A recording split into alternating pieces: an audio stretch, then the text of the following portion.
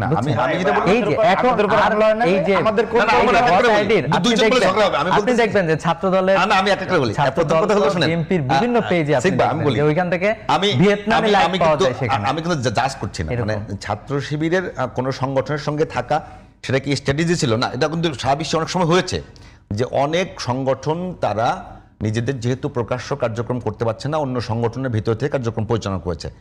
সেইটা যদি ছাত্র শিবির স্বীকার করে, আমি বলতেছি এটা আমাদের স্ট্র্যাটেজি ছিল, এক যে আমরা ওই মুহূর্তে রাজনীতি করবার জন্য আমাদের এটাই ছিল একমাত্র পন্থা।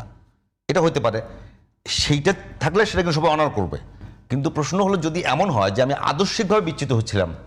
না না না, আমাদের জনশক্তিরা কখনোই আদর্শিকভাবে বিচ্যুত ছিল না, তারা তাদের জায়গা থেকে চেষ্টা করেছে। না ওনাদের যেভাবে অ্যাড্রেস করা যায়, যেভাবে সিফাতুল্লাহ ভাই যে যারা করা যায়, ইসলামিক যেভাবে সবকিছু করা যায় আদর্শের সেই সাথে জায়গা থেকে তারা করার চেষ্টা যারা করেছে। ইসলামিক ছাত্র শিবিরের আপনাদের অসংখ্য, আমি অন্তত ৭৩ জনের নাম বলতে পারবো।